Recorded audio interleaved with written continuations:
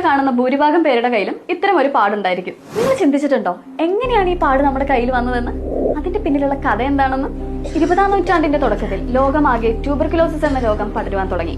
ഈ അസുഖം കാരണം ലക്ഷക്കണക്കിന് ആളുകളാണ് വർഷം തോറും മരണത്തിന് കീഴടങ്ങേണ്ടി വന്നത്.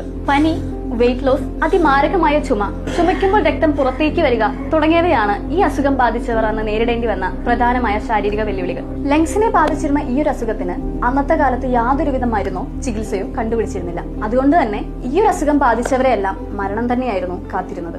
അങ്ങനെയിരിക്കെയാണ് 1908 ആൽബർട്ട് കാൽമെറ്റ്, കാമിയൽ ഗുരീൻ എന്നീ 2 ഫ്രഞ്ച് സയന്റിസ്റ്റുകൾ ഇതിനുള്ള പ്രതിരോധ മരുന്ന് കണ്ടുപിടിക്കാനുള്ള പരീക്ഷണങ്ങൾ ആരംഭിച്ചത്. അങ്ങനെ ആ 13 വർഷത്തെ നിരന്തരമായ പരീക്ഷണത്തിനൊടുവിൽ അവർ ആ വാക്സിൻ കണ്ടെത്തി. BCG, ഹ്യൂമൻ സെൽസിനെ ട്യൂബർകുലോസിസിനെതിരെ ഫൈറ്റ് ചെയ്യുവാൻ വേണ്ടി പരിശീലിപ്പിക്കുവാൻ പോകുന്ന ഒരു വാക്സിൻ. 1921 പാരീസിൽ ജനിച്ച ഒരു ന്യൂബോൺ ബേബിയിലാണ് ഈ വാക്സിൻ ആദ്യമായി പരീക്ഷിച്ചത്. ആ പരീക്ഷണം വിജയിക്കുകയും ലോകത്തിന് അതൊരു പുതിയ പ്രതീക്ഷ നൽകുകയും ചെയ്തു. വളരെ പെട്ടെന്ന് തന്നെ ലോകത്തിന്റെ പല കോണുകളിലേക്കും ഈ വാക്സിൻ എത്തി. കോടിക്കണക്കിന് കുഞ്ഞുങ്ങളുടെ ജീവന് കാവലായി. BCG വാക്സിൻ എടുക്കുന്ന സമയത്ത് ആ ഭാഗത്തൊരു ഇൻഫെക്ഷൻ ഉണ്ടാവുന്നു. ഈ ഇൻഫെക്ഷൻ സുഖപ്പെടുമ്പോൾ ഉണ്ടാകുന്ന പാടാണ് ഇന്ന് നമ്മൾ നമ്മുടെ കയ്യിൽ കാണുന്നത്. A symbol of protection, A mark of survival.